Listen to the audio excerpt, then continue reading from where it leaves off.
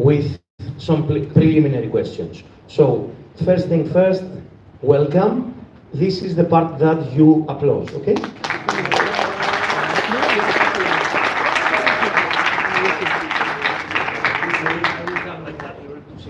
So,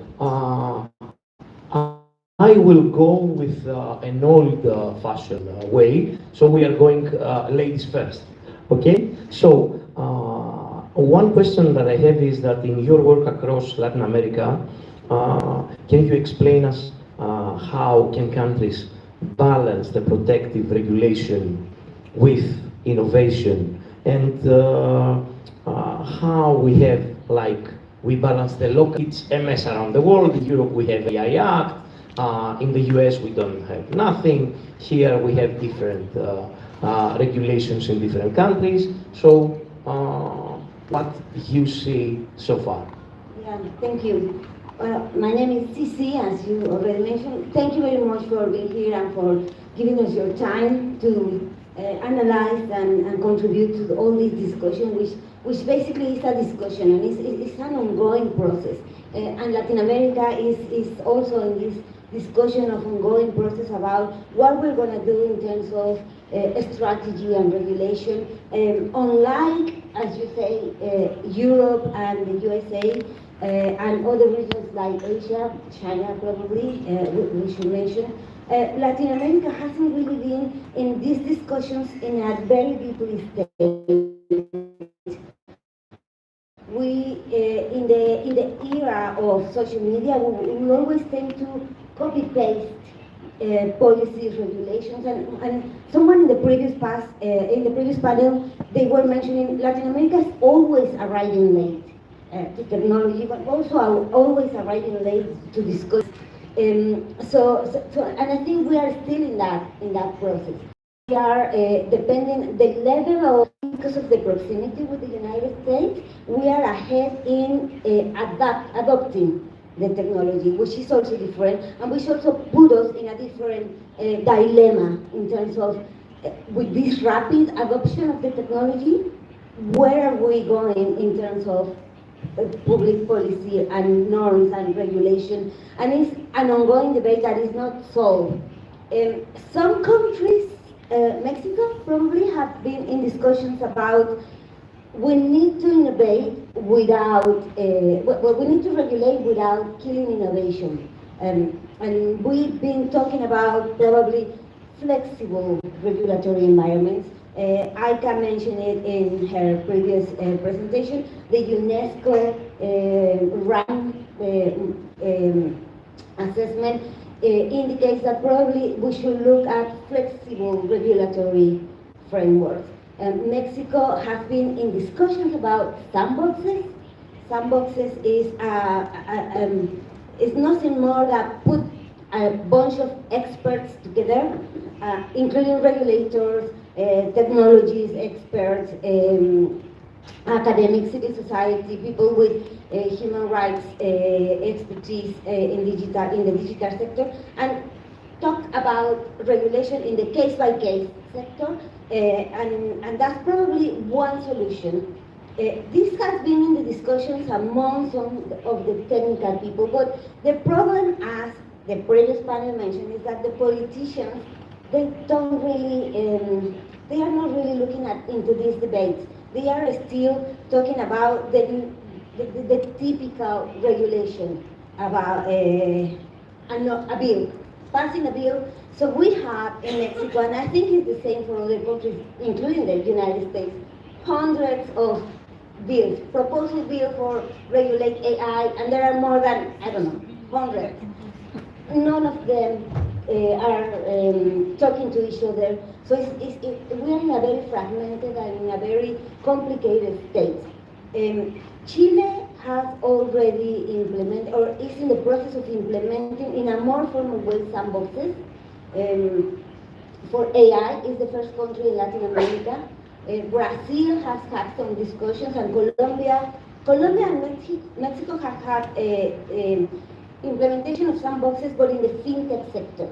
And actually, Mexico has the fintech, the sandbox figure for the fintech sector, but we haven't been able to implement that. Because, and I think this is a very important thing for our region because of institutional coordination. And that's something that we really like, and it's really stopping us about how we are going to do it. I mean, I know this conversation could be very boring, but when in these previous panels we were talking about power concentration, how the power that is concentrated is either on big laboratories, like big companies, or in the government. And we as society, that we use the technology, that we get affected, we really need to get into the conversation. Sandboxes, multi-stakeholder environment is probably a way to do so. And we really need to put more attention in how we get our voices into these conversations. I don't want to go that further because I don't want to take more time. But I have more questions later, but yeah, we're coming back for sure. So look, sandboxes is a type of let's say flexible regulation. I don't know if flexible and regulation in the same sentence we can say it, but from your policy perspective, what are the key risks of over-regulation or no regulation? Because we saw a similar thing in the US with no regulation, and these type of policies and agile frameworks, they can keep up with technological change, because every day in AI is 1 year. So what is your opinion? Well, thank you for having me. It's a pleasure to be here. You know, I'm glad that CC already brought up sandboxes, and I think that in thinking about your question as you were presented it, there's essentially two parts to that. So it's easier to know what the potential harms of not regulating AI are. I think we can see that when it comes to employment, when it comes to healthcare, when it comes to decision making, housing. These are the things that we've already been talking about today, and even yesterday, and hopefully continue talking about. But the second part of that question of what is the danger of overregulation is much more complicated, and I think the best way to explain this is actually by there's a economist named Frederick Bastiat who wrote a wonderful essay entitled "That Which Is Seen and That Which Is Not Seen." And in this essay, he presents what's known as the parable of the broken window. So essentially, the premise of the parable is that there is a glazier, a window maker, whose business is a little downtrodden, and so his son takes it upon himself to go around town and break all of the windows so that he can, his father will have more business. And it's presented as this wonderful thing because the thing that is seen is that the glazier, the window maker, makes a lot of money, and he survives and his business thrives. But what Frederick Bastiat was smart about and realizing was the part of that is unseen is the opportunity cost.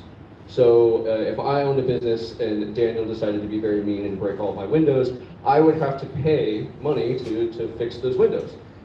That's money that I couldn't spend elsewhere. So what does this 19th century economist's parable have to do with artificial? As CC brought up.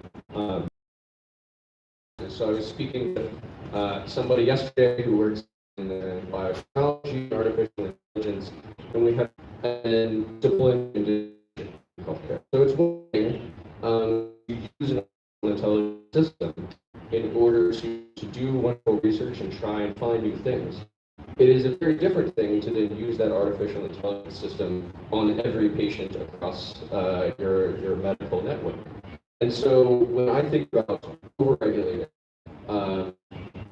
we should be very careful of understanding that distinction between research and cutting edge technology, and then the deployment and use of those technologies. This is where I think Cease brought up the sandboxes is very helpful, because one of the things that these flexible regulatory environments can do is they can allow people to do startups, to do research, to find these cutting edge distributions.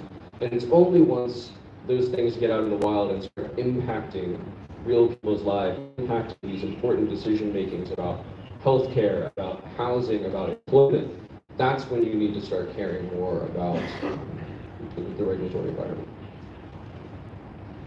Great, thank you very much. So Daniel, we heard about the sandboxes. There is a huge conversation out there about what we can do. What are the most effective policy levers that you are identifying in order to enable innovation? And of course, while safeguarding the whole concept against the misuse and all the broken windows out there. So it's a great question, and again, thanks for having me here at the conference. So first of all, I think every problem, every potential harm related to AI is unique. You have to look at the specific context in which the harm might occur. You have to, to use, some of the language from your presentation yesterday. Think about the future and the multiple futures that might exist. When you see a harm, when you can think of a harm, that doesn't mean the harm will necessarily occur, because there's so many, pathways to get to that harm where there might be an intervention. It could be market forces, it could be changes in norms, it could be application of existing regulation, or it could be new regulation, right? There's lots of things that can occur here. And so, when I think about just broadly what is the most effective tool in the arsenal for policymakers, it's really attention. It's attention to these types of issues. And that if you think about the types of harms that have occurred from technological innovation in general, most of those are unintended consequences, right? They're not necessarily things that were foreseen. Some of them were maybe just unforeseeable at the time of the innovation. Sometimes, the issue was that there wasn't enough attention paid. It was foreseeable, but people weren't working on that issue for a particular reason. And there could be, other reasons. Sometimes it's ignorance, but very rarely is it, malfeasance, where it's intentional, intentional design to cause harm to these technologies. And when I talk about attention, though, it's not just, can we have policymakers, hold hearings and be on a soapbox and say, this is wrong or that might be wrong, and talk about those issues, although that's part of it, because that does encourage companies to be responsible. It lets them know that people are paying attention. But attention can also be R&D. It could be, actually trying to find what is a technical solution to this problem, or can we research the socio-technical solutions to this problem? Because sometimes the reason, industry hasn't solved something is because they don't actually have the answer, and we still have to research what that answer is. Sometimes it's, it's government procurement. It's trying to be an early adopter of this technology, because when government's an early adopter of technology, it can set the standard of what it wants to see. It can say, we're only going to buy this technology if these factors are taken into consideration. And so that can help drive the market in a new way. And it can also be, investment in areas that the private sector likely won't address. And a great example of that one, when I think about AI, is cybersecurity. Right? Cybersecurity is an area where AI has the potential to be incredibly harmful in terms of enabling cyber attacks, and also incredibly beneficial in terms of making it easier to defend against them. We know there's a huge incentive for the attackers to use AI. And they have these tools today. We're seeing it already being deployed to write malware more quickly, to analyze zero-day exploits, to do all these types of things. In the private sector, there's also a motivation to use these tools to design better things. But we know that cybersecurity is a public good. A company that makes the best cybersecurity tool, they get some value from selling that tool, but we all collectively get more value by living in a more secure world. And so the private sector is never going to fully capture that value. And so there's always going to be a lack of investment in this area. And so we have to think about, well, what's the government's role to actually get this to happen faster? And so I think when you put all that together, the other part of this attention is for government also patience.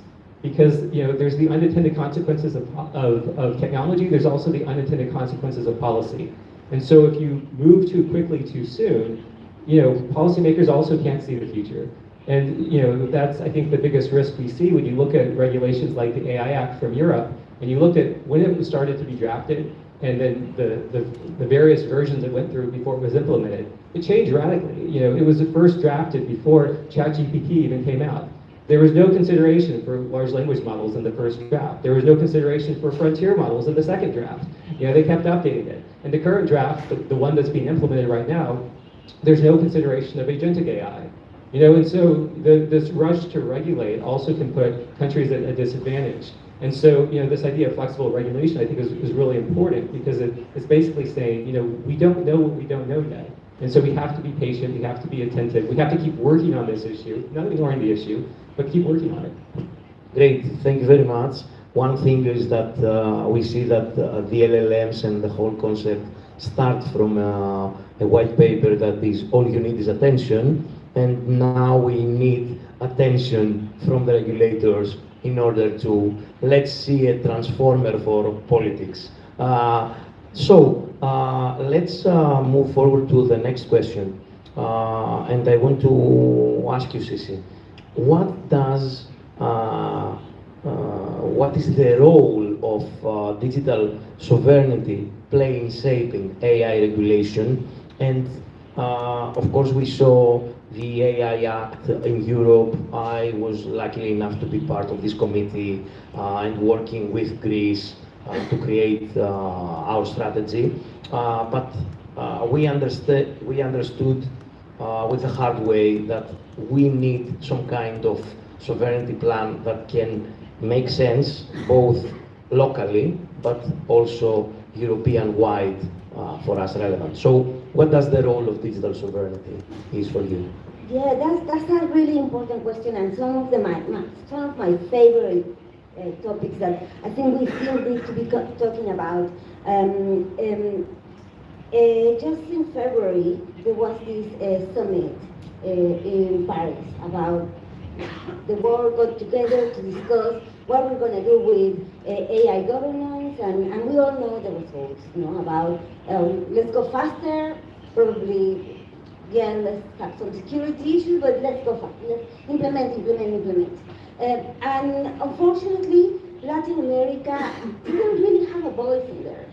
And I was very worried that the AI governance, AI regulatory issues, if you can say so, they are in discussions of some other regions, but not in Latin America. So we are only being consumers and not creators. And that's really worrying because of all the risks that my colleagues here and my previous panelists, the previous panelists have discussed. And this is where we need to take hands on it. And as you say, this sovereignty, where do we stand? We don't create software. I mean, we are not the leaders on creating these big models, big labs.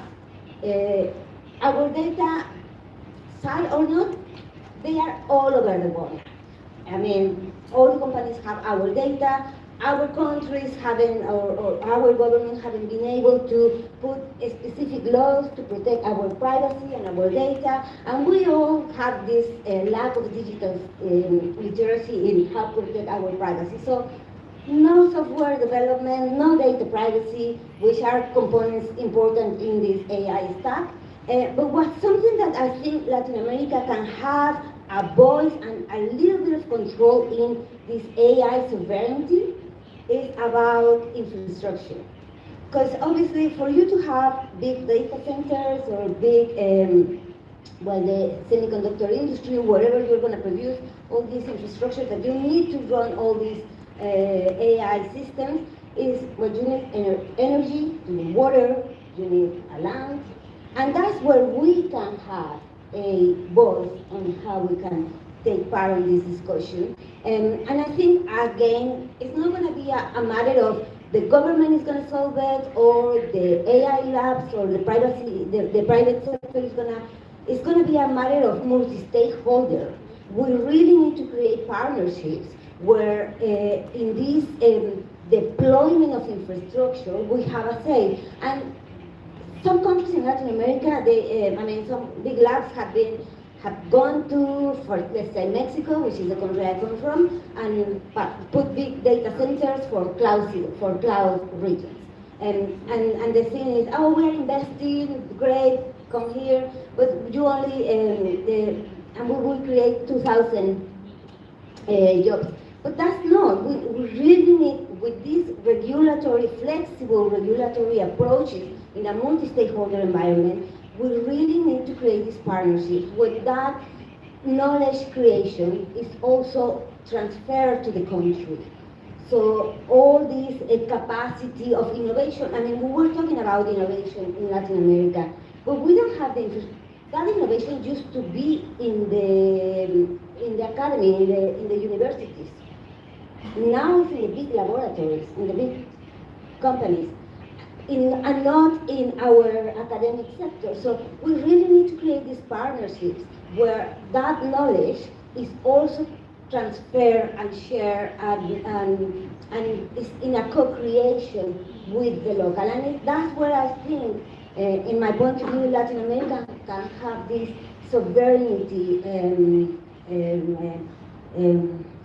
not control, but participation in a multi-stakeholder environment. So we really need to address not only about regulation in a very inflexible way, we really need to innovate on how we regulate, and we're in a big challenge.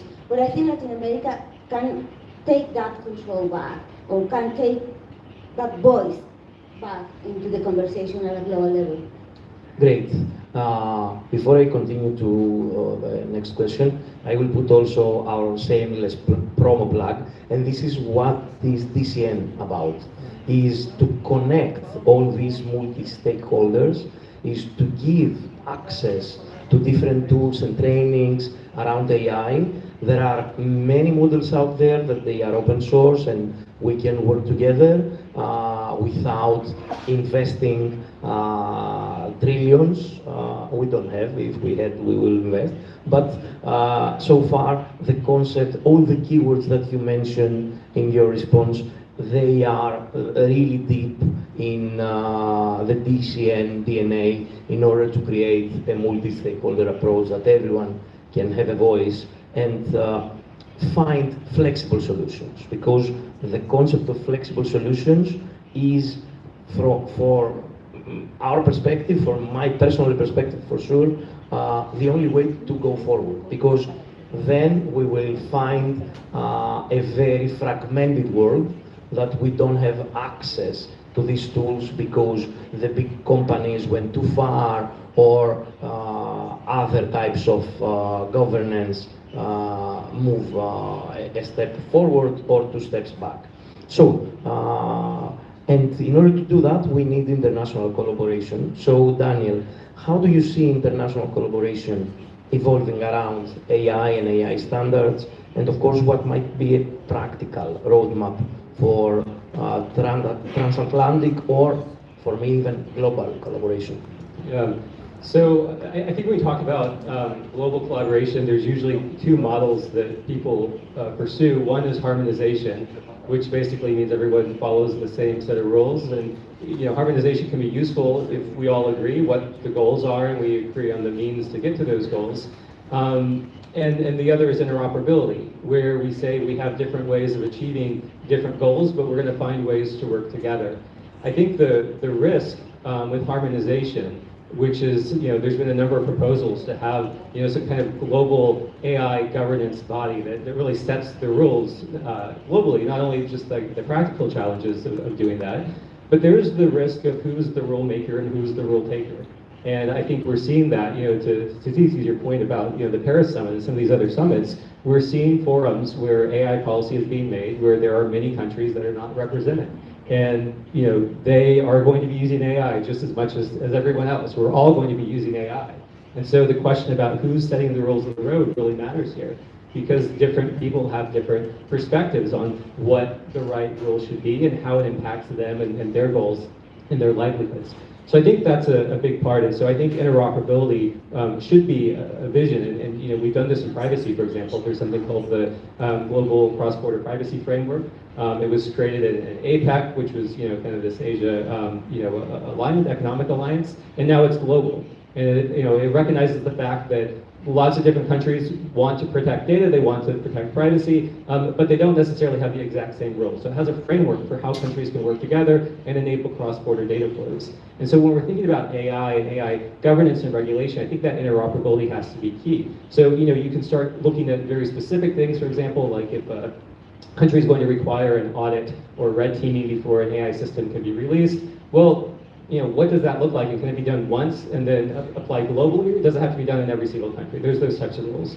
I think beyond just the kind of regulatory part, which, again, sometimes we need, sometimes we don't, and different countries might think about that in different ways. I think we also have to think about the norms around how AI is being used and the values that we actually agree on. And this is something that I think has been really lost in the conversation about AI. When the internet was, really being popularized and globalized, the U.S. at the time, I think, actually had a very important message that it tried to spread, and that was around the value of internet freedom. And internet freedom is that there's multiple freedoms that we want to have for people that are coming online, and many countries endorse these views. It's this idea that, for example, we don't want online censorship, that everyone should have access to information, people should be able to communicate with who they want. Recognizing that there are limits on legal speech, but generally we want people to be free to create businesses, to sell across borders, to do all these things that the internet really empowers individuals to have better quality of life. We're not having that same conversation about AI freedoms and AI rights that we want individuals to have. This idea that people should, if you think about AI, it's going to be what is the intermediary between people and information, between people and communication. We're already using bots to ask questions, about knowledge, to write emails to each other. And so, if that is going to be an intermediary, what kind of protections do we want to have for free speech? What kind of assurances do we want to have that there won't be various types of censorship in these models? What kind of guarantees do we want to have around protection of cultural and artistic works that these systems might create? There's also just all sorts of free expression ideas, responsible speech. We need to be thinking about how we're going to operationalize those different values and how we talk about them. And to me, when I hear us talking about what should the kind of global norms be or global standards be around AI, it has to start there. It has to start with these questions of, do we actually agree on certain freedoms? Because we should be building towards a better world and using AI as a means to help us get there. Great, thank you very much. As DCN, we try to tap into different conversations with different types of general purpose technologies. One of them is blockchain, and we have similar forums like this in other parts of the world around the blockchain. And I want to ask Luke, given your interest in decentralized technologies, could the blockchain-based solution offer a path to AI accountability, or we don't mess with two big buzzwords and we don't blend AI and blockchain? It's too huge to be true. Yeah, I noticed the audience did perk up quite a bit when you brought blockchain into the conversation. I think it's very clear that we're going to see, and we already are seeing, the mixture of these technologies. One of the things that I feel in these forums and these conversations that we have is, obviously, AI is the central piece of the conversation, but sometimes that we can lose sight of the fact that these are all intermixed technologies, and the mixture of we can talk about specific things that you can do. I think blockchain will be fantastic for doing attestation, for data, for knowing. One of the problems that the AI companies are having now is they call it the death of the internet, because the internet is just being swarmed with AI generated content. Well, one of the things that you need to build a good AI system is good data. And so they're having severe problems of trying to scrape through all of the AI generated slop to find the good pieces of data that they can then use to keep advancing these models. And so I think specifically, I think blockchain has a very good use in that category. But I also think, as a broader point, that sometimes it's easy to lose sight of how intermixed all of these conversations are. I think, I don't want to bore everybody by talking about telecommunications, but AI isn't very useful if you don't have internet. AI is completely not useful at all if you don't have electricity. And so those are important parts and parts of this conversation that I think we get lost. And I do a lot of work around social media platforms and kind of the digital environment that we currently live in. And they've been using AI since the beginning.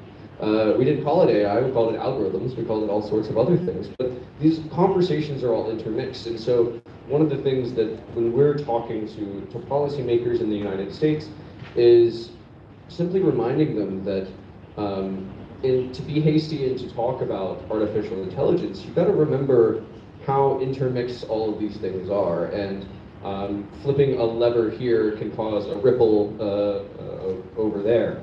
And so that's one of the really interesting things. And just on, I'm glad that Cece and Daniel both talked about the Paris Accords or whatever they were called. But I had some colleagues there, and one of the most interesting things was, no offense to any Europeans in the audience. I was there too, so. Yeah, well, Europeans can't agree on anything. The U.S. delegation essentially ended up walking out because they didn't feel like the conversation was actually going to produce anything concrete and worthwhile. And the thing that was produced was essentially a very flowery resolution about all of these wonderful principles that we agreed on. And so I make this point not to beat up on the Europeans or the Americans, because we also can't agree on anything, clearly. But there is a moment now where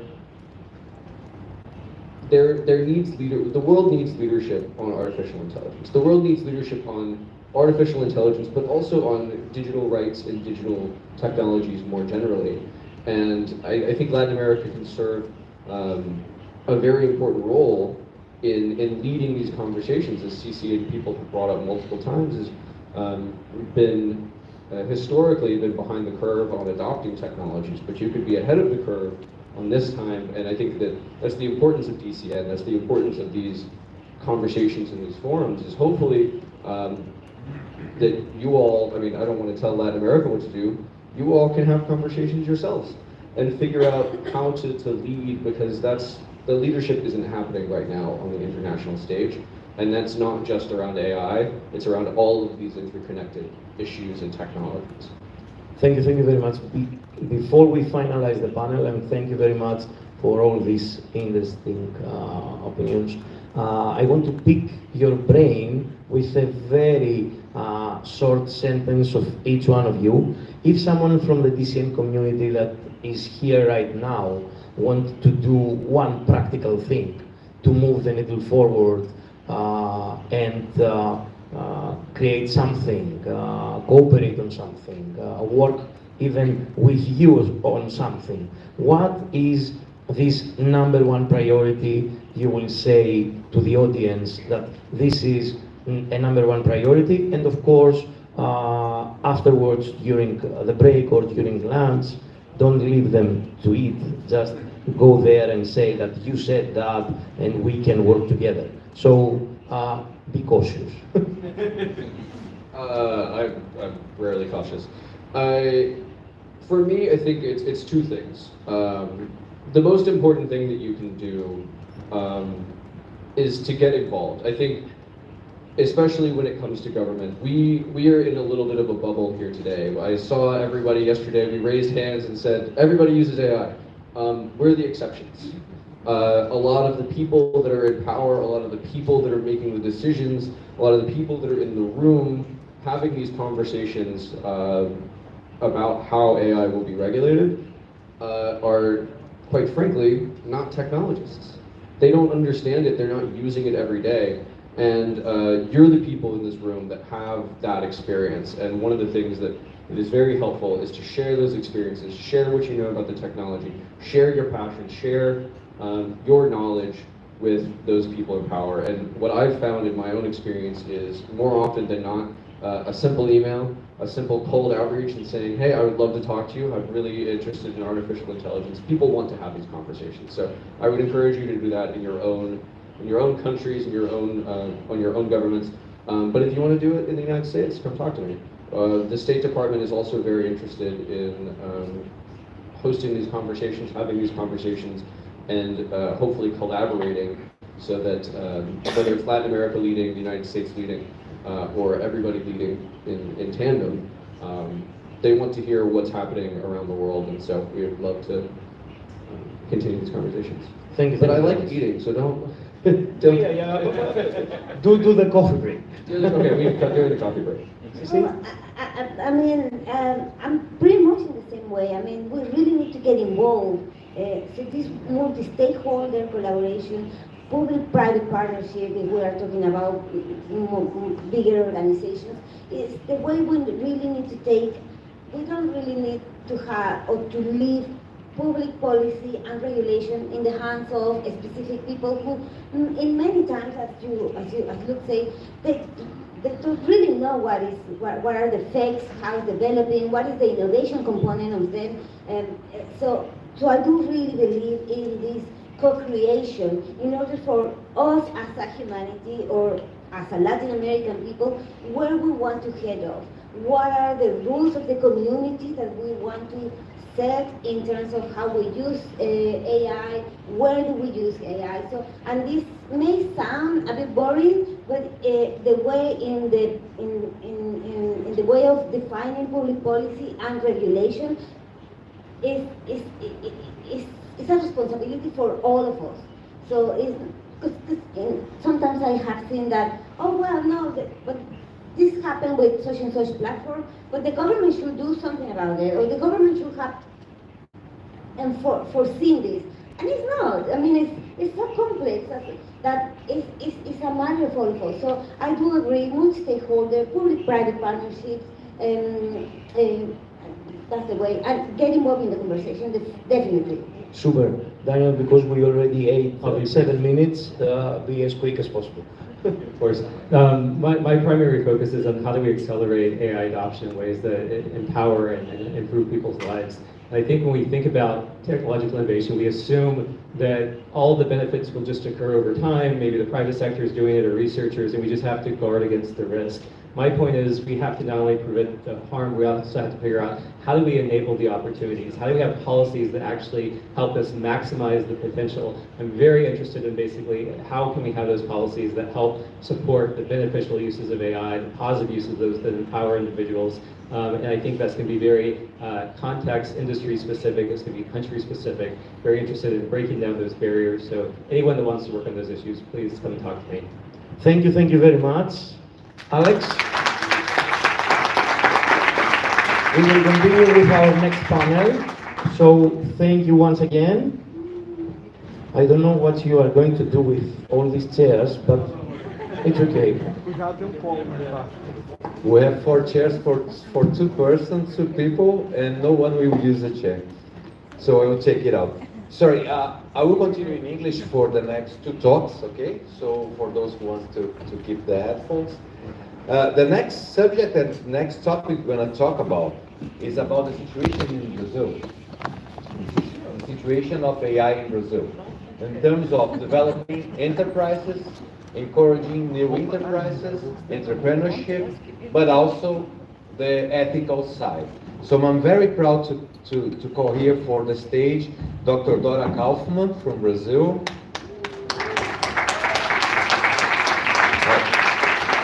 Welcome.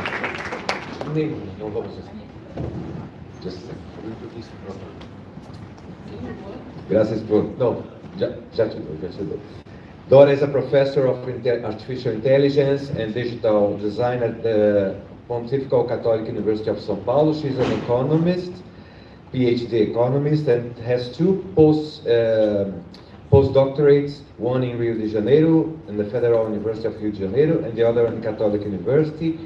She's working with everybody in Brazil, that's what I must say. She has a very multidisciplinary approach. She's working with the private sector. She's working, I don't know if I could say that, but she's working with the Supreme Court, straight with the Supreme Court with the theme of AI. She's working with the President of the Republic. She's working with everyone. So she's known as the Iron Lady of AI in Brazil. So, Dora, thank you so much. She's going to talk about AI in Brazilian enterprises, strategies, challenges, and future directions. Stage is yours. Thank you.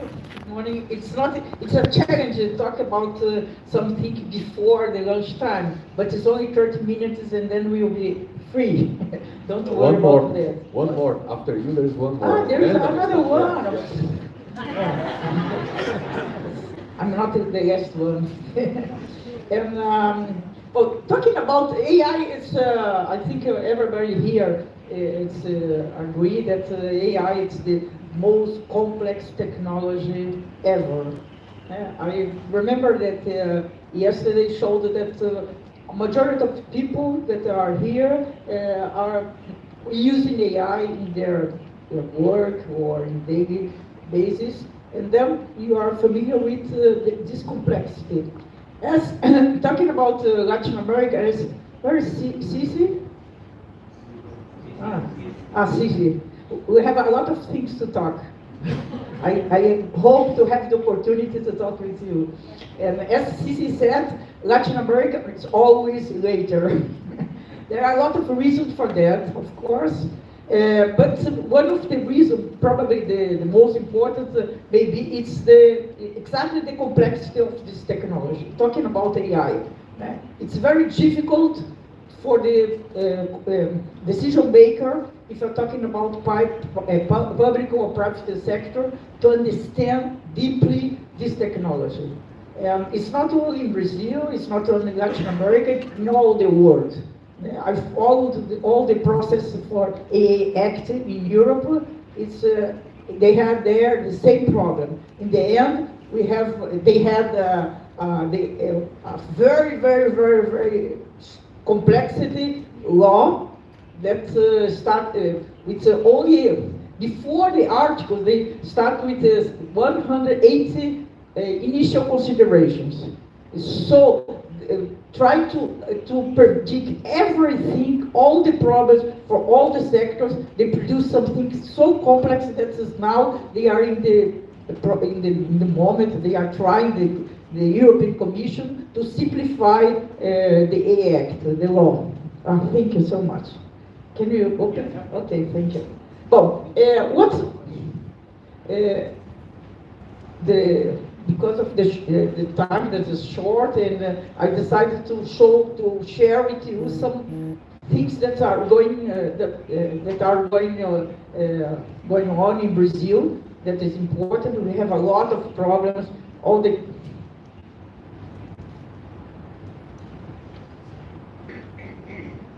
kind of problems, as probably part of you are familiar, but you have some things interesting going on, and I will try to share with you. So basically, this that I will share is based on the DCN statement that is asking us to talk about governance frameworks, investment in digital infrastructure in our country. What's wrong? No. The technology is so developed, but the basic never works. Okay. There. Okay. Thank you.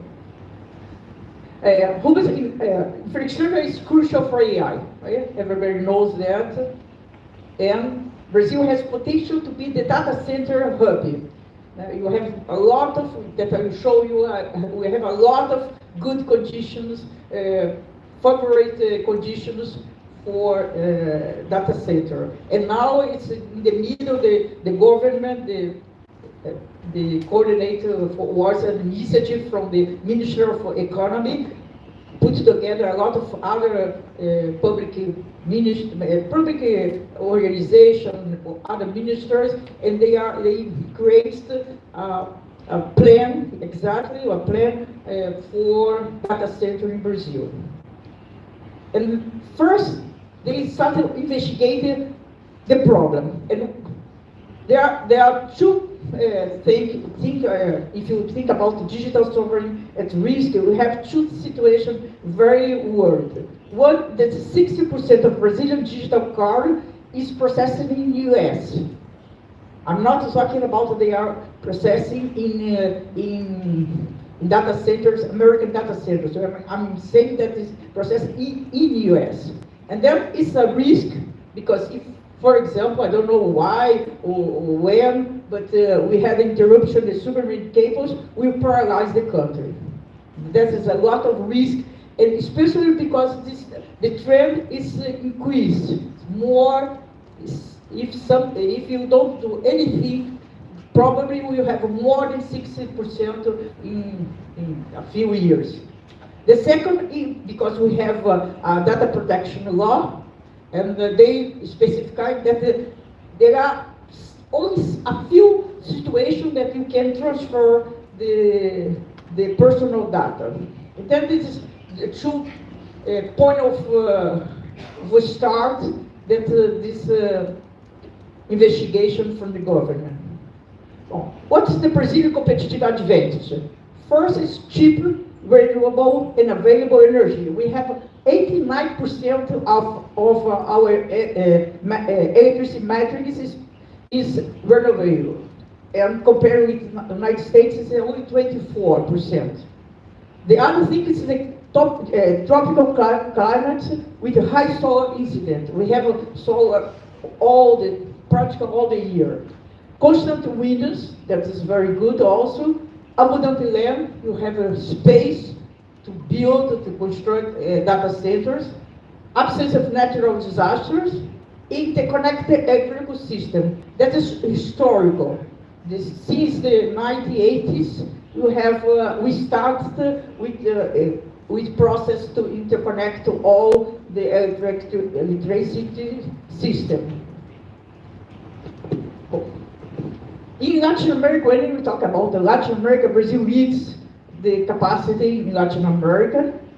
But this was the other very, very important point when they started, this group from the government started investigating that we have the biggest installed capacity in Latin America, as I said, but it's 25% more expensive to process in Brazil, even using the same provider. And that is very strange. Why can be that? Why the reason? And then they form a group of specialists and start investigating that. The problem, the reason of this very expensive came from the taxation. That is the reason. And then there is no other reason, because all the other conditions is favorable, it's good, you have a lot of advantages, you can be a hub for everybody, because now, probably you are familiar also, the energy is one of maybe, I don't know where, but can be limited for advance of AI.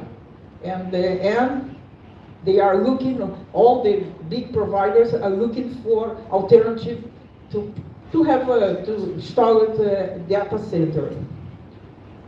And then we approved in the Congress recently a new tax. We have a new tax reform, but this tax reform that will reduce the tax for the fixed assets, but will be implemented only in 2033. And then what this National Data Center Policy propose something that we call it REDATA, that will benefit only for data center before 2026. And then if the provider agree with the conditions, they will have the benefits from the taxation before till 2026, before the data, the previous data for the tax reform implemented. This is the counterpart in this document, in this strategy, that to get the benefits, the provider has to accept these 5 things. Sustainable data centers, priority for solar and wind energy, that we have a lot. Energy efficient, proven by metrics such as power usage effectiveness. Commitment to zero carbon, direct or indirect. Reservation of 10% of installed capacity for domestic market. And then the percentage of research, something about 2%, it's not fixed yet, but it's around 2% for investing in local AI ecosystem, especially for research, academic research, everywhere. Well, this is,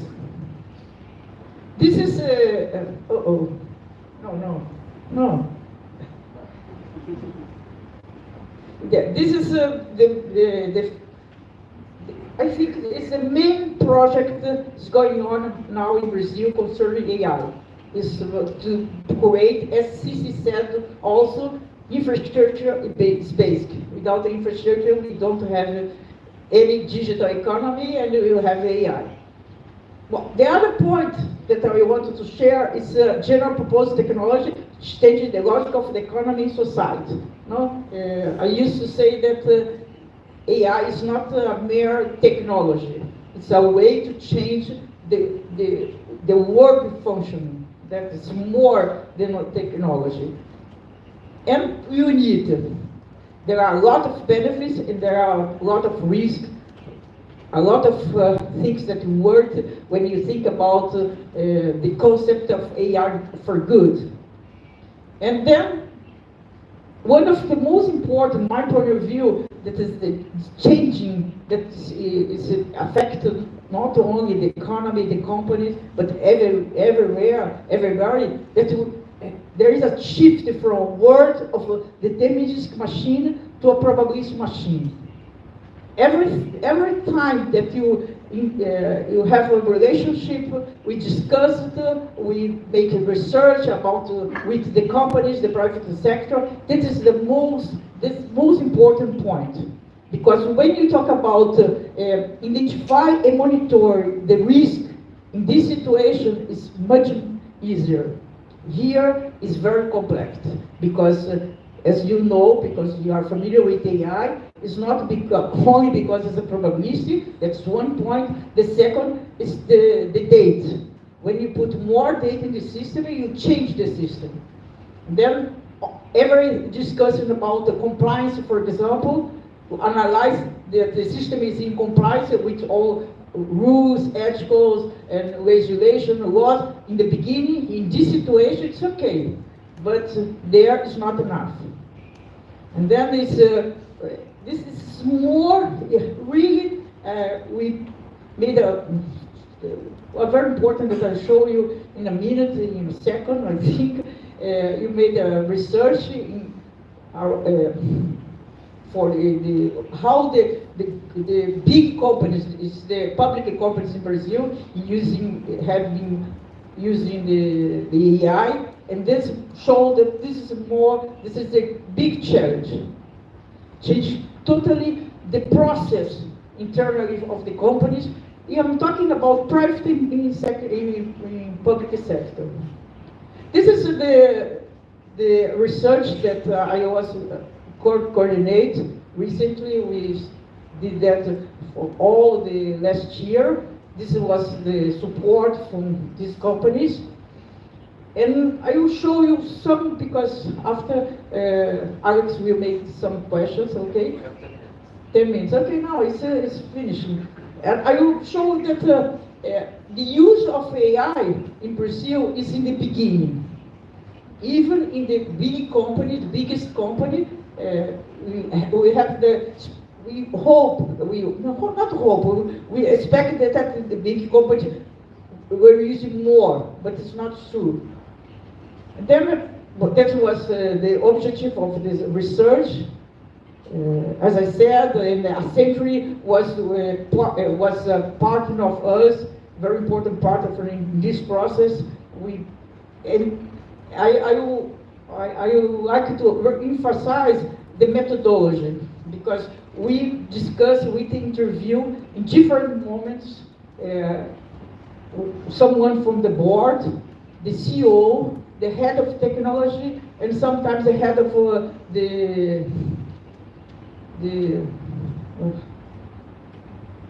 how to say, departamento jurídico, I forgot. General counsel. The lawyer department, yes, of course. And in different moments for a lot of companies that give us a very real scenario or overview about what's going on in this company.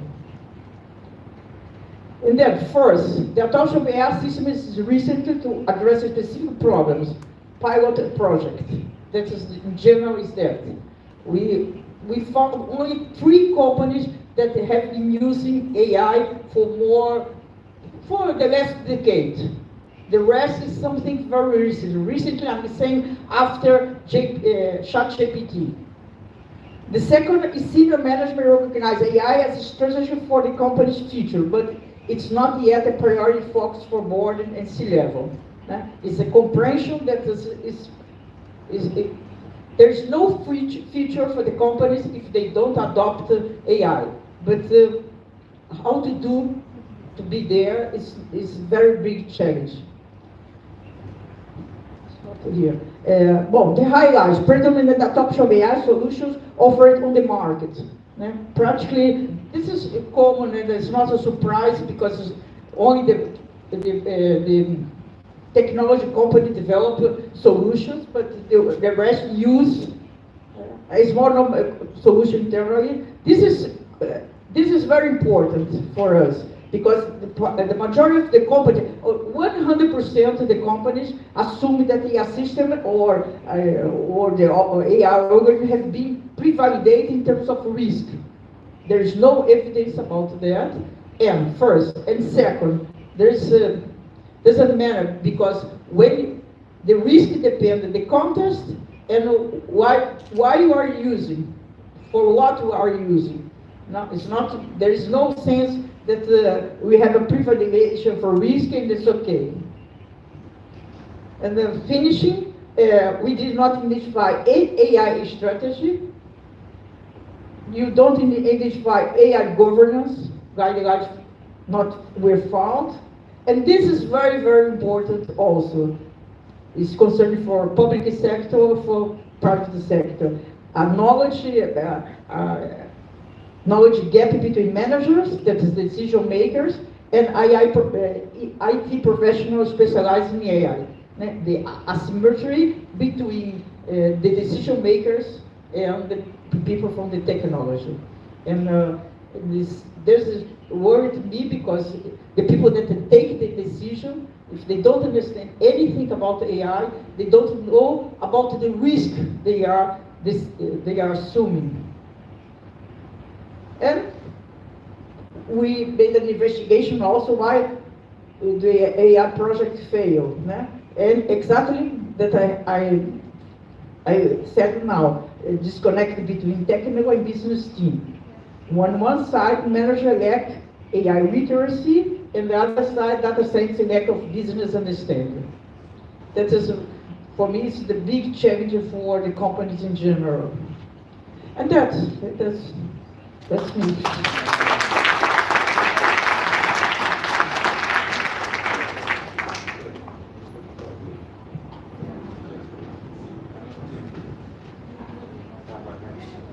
It's not difficult questions, no? No.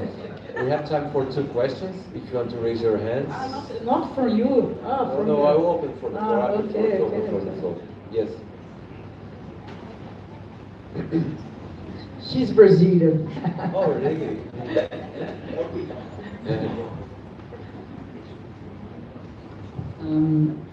First, should I speak in English or? Okay, perfect. So first of all, thank you, Dora. I'm a big fan of your work. I've been following your research for a little bit. And one thing that for me is very interesting, this discussion of Brazil being a hub for data centers, is that although we do have all this capacity to implement the infrastructure, there is internationally a very hard scenario in terms of like the international division of labor, in which we are used to sort of export our raw materials and import the services. And when we discuss about data centers, this is something that worries me, is that we are again repeating this pattern of bringing in the data centers as the infrastructure for processing data, but not necessarily creating our own technology to process it internally, or having public policy to protect the data that is being processed internally. So I'm wondering, and this is something that I've been wondering in the conversations with regulation around here, is how can we actually create policy to protect data as a factor of production and information internally, as well as implementing the data centers in Brazil or Latin America? If that's clear. That is, the question is not easy because depends on a lot of things. I'm only saying that I plan the taxation, what's the benefits that you can afford, how they will implement. Yes, because there are a lot of problems. No? So exactly there, because it's different in the case of AI. Not necessary to be near the consumer centers because we don't have the latency problem, but you can choose where in Brazil, and you have the technology, who will develop technology, but in general, I suppose, I'm not sure, that the majority of the new data center, if that happens, will come from foreign companies.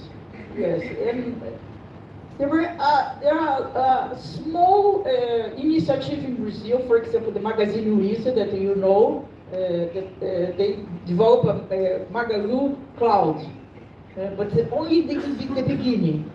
It's part of the plan to incentivize this development of this kind of Brazilian initiative. But this will take time because they are in the beginning, very beginning.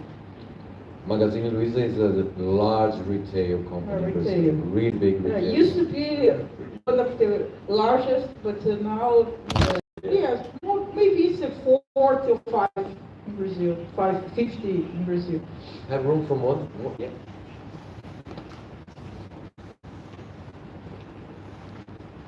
I'm going to take the mic because we need the translation just because Thank you very much, and thank you very much, Dora. It was really interesting.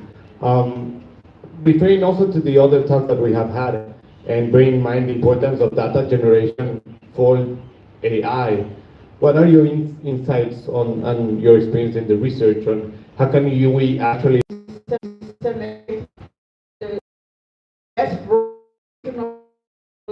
We call it 23 to nobody will happen because it's very confused and lobby, a lot of pressure.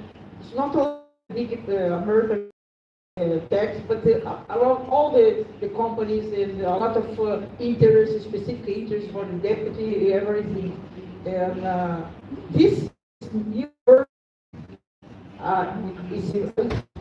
it's a lot of different. The first version is it's more or less is general, no? It's principology, and then the idea that is all the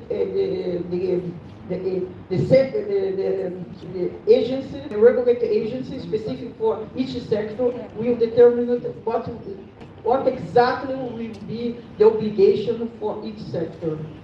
And then in this process, I suppose that I hope, not I suppose, I hope that in this process they will discuss more about the impact of people because it's specific for each sector is different. Now we are talking about health, it's different for education, different schools, for security, for example. And then I think they will discuss that, but I don't know. All the questions we need hours to discuss because it's very, very complex. Dora, thank you so much for your presentation here. A round of applause.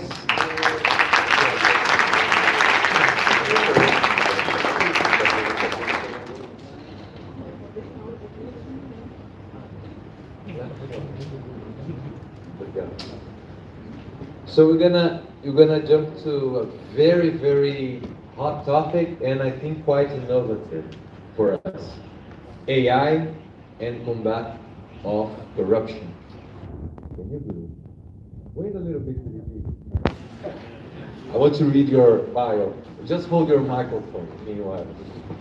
No, you can come. Felipe was the compliance director of Twitter until it became X in all Latin America. He works for Microsoft. He's a lawyer specializing in corruption and compliance. Welcome. Aren't you going to applaud him? Just because he's a lawyer, you're not going to applaud him. And despite being a lawyer, I promise they're going to like to talk to. I'll do my best. So thank you, Alex, and thank you, DCN, for having me today. It's a real pleasure to be here. So this is, as Alex said, I'm a lawyer, so I've been working for US-based technology companies over the last 20 years. For Microsoft, Twitter, always defending those companies in Brazil and Latin America, defending user data for undue disclosure and defending those companies in high-profile litigation and freedom of expression cases, and also working in compliance, ethics and compliance, right? So I'm here today to talk about this important topic. Those are the key objectives that I have for today, just level setting, using of AI, both in the public and private sector, and then the critical role of governance, right? So what is corruption, right? So we know that we have the vast majority of people here are from Latin America, so perhaps you are already familiar with that, right? So, but just as a refresh, right, and to level set. Corruption, so the word, it's corruption. Always, we are in Argentina, so it takes two to tango. It always requires two, right? So generally what we have is a public or a government official demanding money from someone, probably and normally from the private sector, right? So this is the more traditional view, right? According to Transparency International, corruption is the abuse of entrusted power for private gain, right? And corruption, what are the losses? What we have like in terms of consequences, right? So corruption costs a lot of money, right? So the average cost that is estimated is $1 trillion in bribes paid yearly, right? Corruption adds 10% of the total cost of business, right? Corruption kills, and we know that. In the countries that we live, we know that. So I don't need to provide like further explanation. But this is just one of the estimations that we have for lack of providing or putting the right resource for health and so on. So it kills people, right? So corruption undermines democracy and trust, right?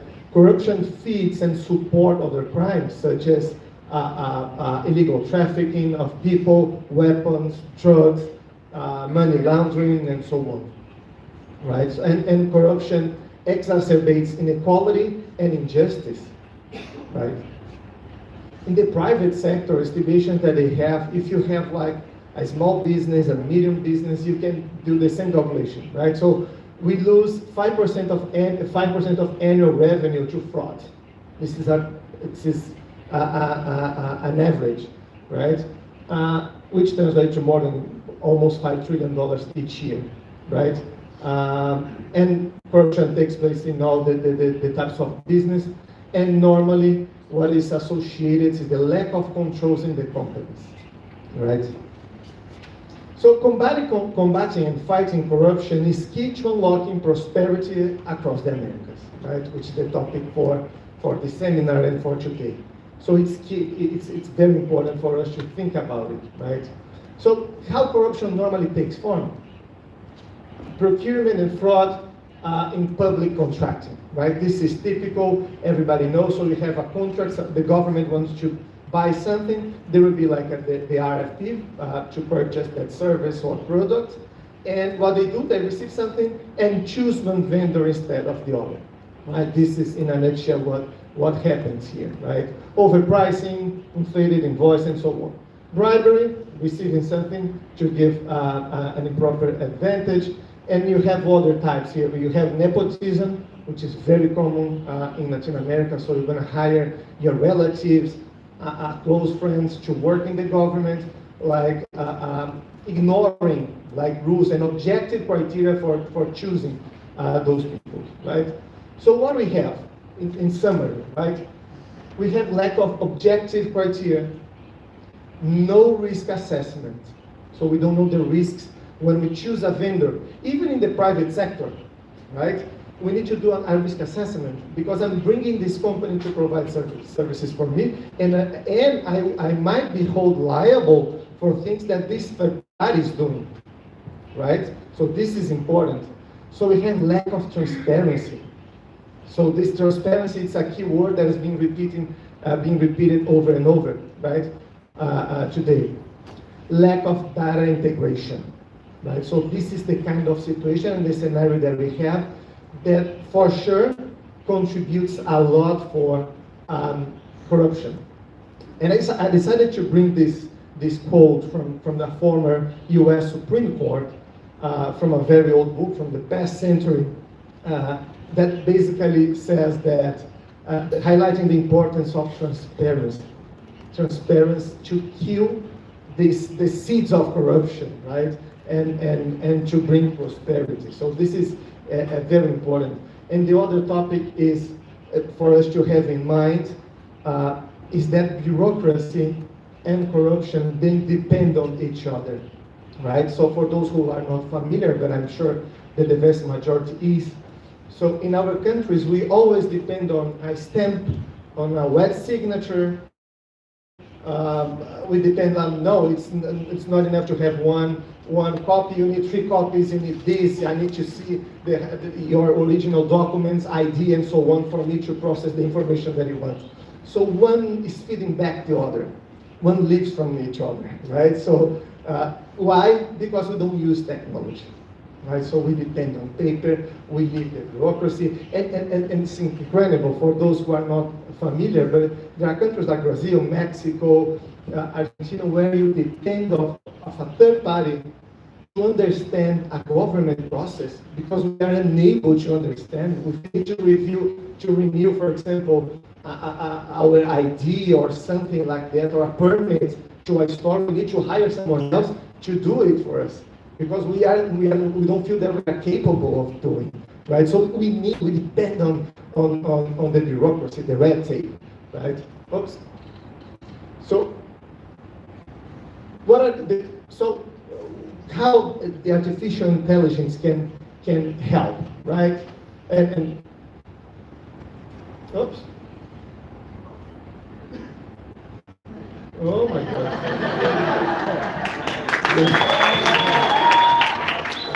I give you the answer. General application, that's it.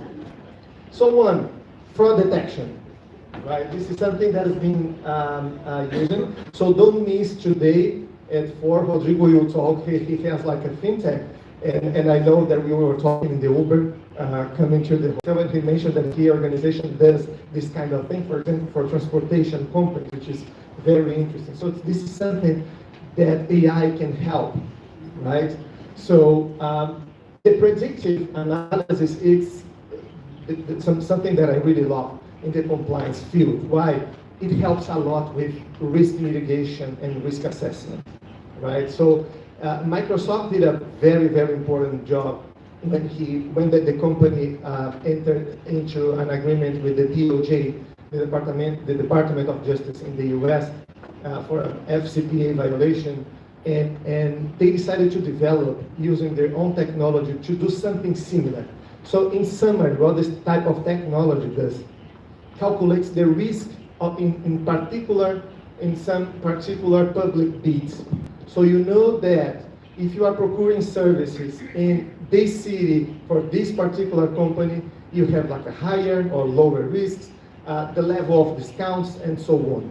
So this is extremely useful, and most of the companies complain for not having like technology or understanding to do this kind of work.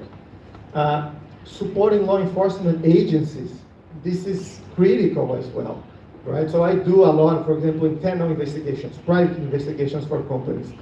But imagine the test for car wash, for example, Lava Jato, Operação Lava Jato, the biggest corruption scandal that we have, right?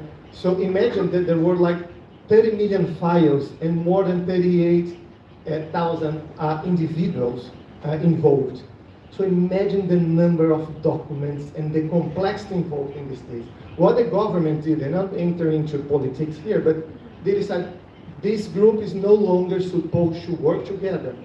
What he did, he killed the operation. Why? Because they lost the knowledge. They would have to start from the beginning and understand all the complexity.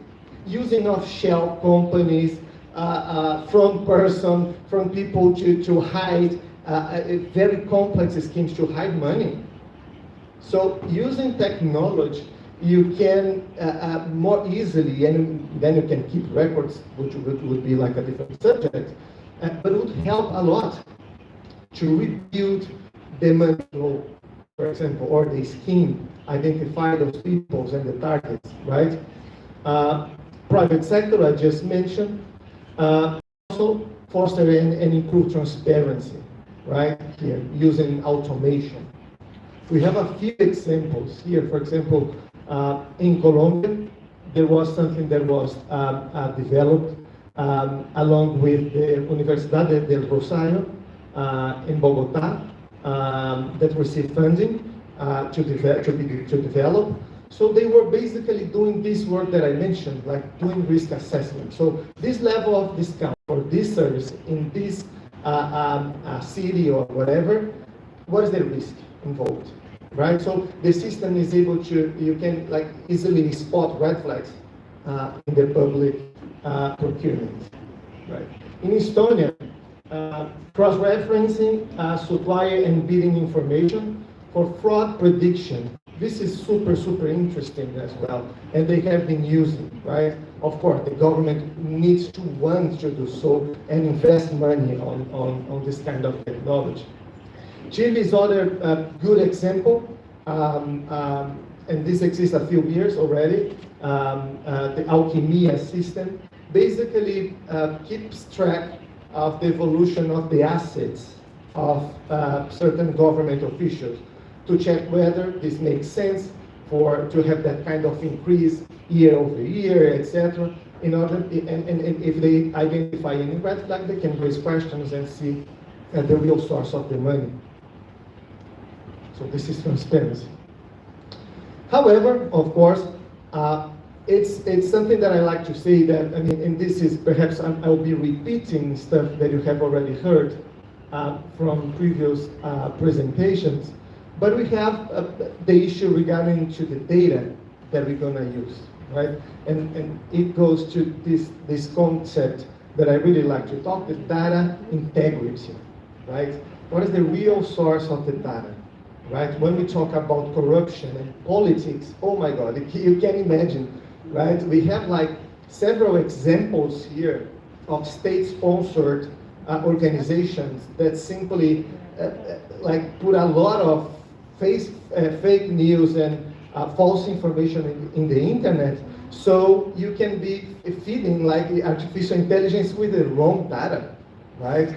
Or wrong decisions and so on. So this is something that we really need to pay attention, right? So we also have, and in the first panel, this concept was also mentioned, the black box, right? So you have like something that was developed using using the example of private sector as well, right? So you come with the solution saying this is the solution. So how did you get here? No, this is magic. I can't explain. This is the result that I have. They said, okay, so you don't have the explanation, fine. But anyway, we don't have regulation. This is what I heard. We don't have regulation, so I don't need to do anything, right? But as a lawyer, I'm gonna say no, or it depends, right? Why? Because the governance is something that should start now. We should start now. We have like some soft law or self-regulation that can be used as an inspiration, as principles and foundations for this kind of work, right? So that's why I put here, it's a two-way accountability private sector perhaps developing everything, and public sector hiring those services, for example. So both, they should have this accountability and observe like best practices in terms of governance. So when I say that, do I need regulation? I mean, I've been working on the internet field and freedom of expression over the last 2 decades. And I have tested so many new laws in relation to freedom of expression, user data, and so on. What I can say is that the judges and people will not wait until the regulation to make complaints, right? Imagine in the labor courts. We have very litigious countries like Brazil, Argentina. Companies are being sued. So they can question, the vendors can question the decisions that are being made, right? What are the bases for me to say that I was wrong? What are the bases that we are using for my termination, for example, right? So I need to go back and translate this decision, make sure that I have the rationale behind that, and what type of data I am using to ground my decision, right? So this is key. This is something that will not wait for regulation. People will start complaining, right? Dora brought like a very, very interesting point talking about governance, right? And we saw that from the data that she presented, that there is not only this gap between like leadership and IT professions and so on, but companies are not adopting like governance structures, perhaps because they don't know, or the leadership they do, but the others, they were unable to really trickle down the message to the right people in the organization, right? So don't forget, even if you have like a small business or work in a small and medium enterprise, don't expect that the regulators will not pay attention to you. Don't forget the supply chain. You might be providing your services to a big company or perhaps to the government, and they will require governance. So Rome wasn't built in a day, so start now, right? To doing the right thing, using the governance. So this is just for a future presentation and something for us to think about. This is what I use every day in the compliance programs and doing in my risk management function. So those are the pillars of the compliance program. This is used by the SEC in the US, the DOJ, and so on. So we start with the risk assessment and the expectations that my shareholders or my stakeholders, external stakeholders may have. Those are the boundaries, the limits that I use. From that, I'm going to have written procedures, code, policies, procedures. People need to know what they can and cannot do. Ethical is super broad, a broad concept. This is ethical, this is unethical. It is written, what I have committed to my shareholders or stakeholders, whatever. We have education. That goes back to the concept that Dora brought. So training and communication. Am I training people? Am I able as a leader in the company to trickle down the message and teach the others? Incentives and discipline. Discipline who does the wrong thing, for example, and reward the others. Internal controls, being able to report, because risk management is like an umbrella in the rain. So we're going to protect around 90%, but in a heavy rain, perhaps it's going to be wet in the end. So you should be able to people to report, and you should be able to monitor and receive this constant feedback from the system, preventing, detecting, and remediating. So I learned that there is a failure. You're going to do better, and so on. This is forever, right? But just something to think about in terms of this also very important role of governance in the future, okay?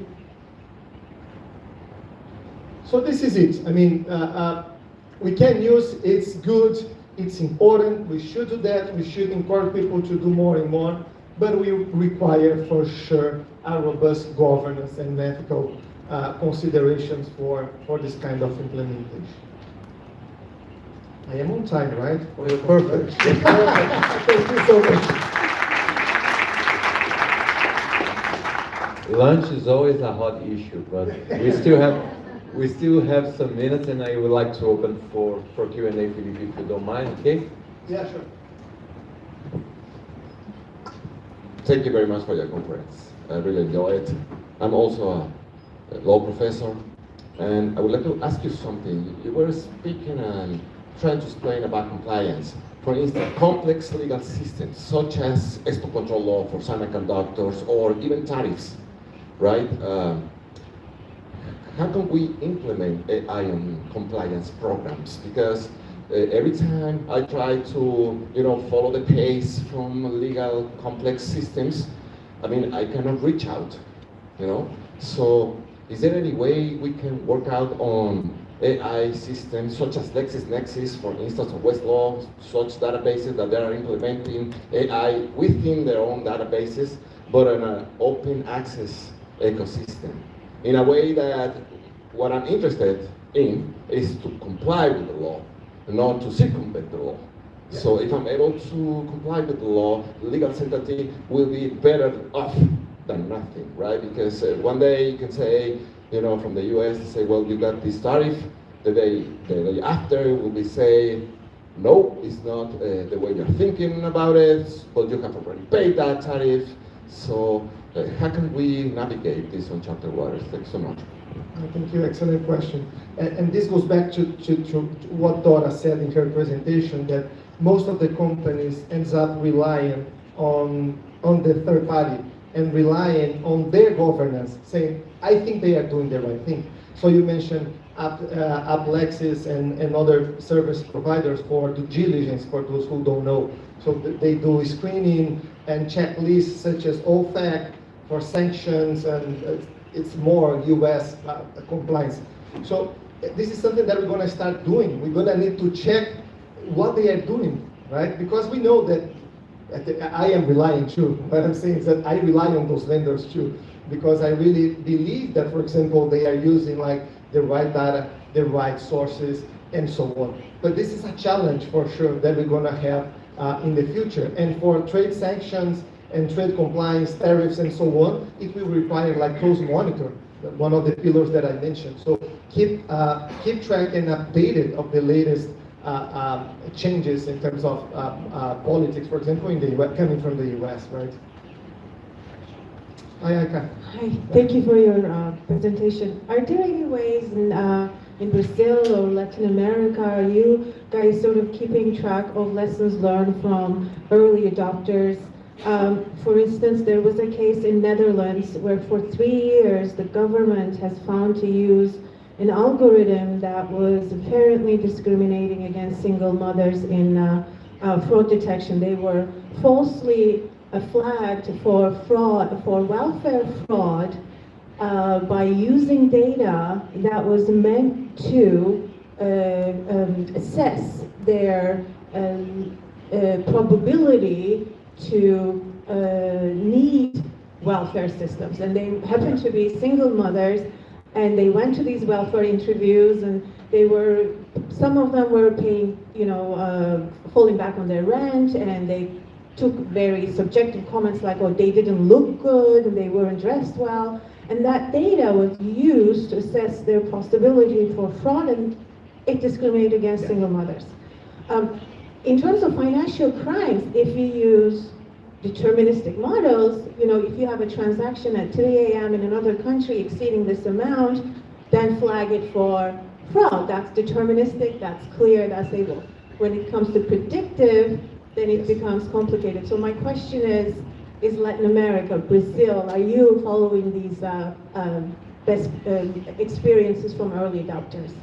I don't, but this is definitely a hot topic, especially going back to one of the key words that someone mentioned in the first day, there was diversity and inclusion and diversity, right? So, and this goes back to discrimination, for sure, because the data integrity and so on, it may have this bias. So this may affect like not only single mothers, but the Black community and so on.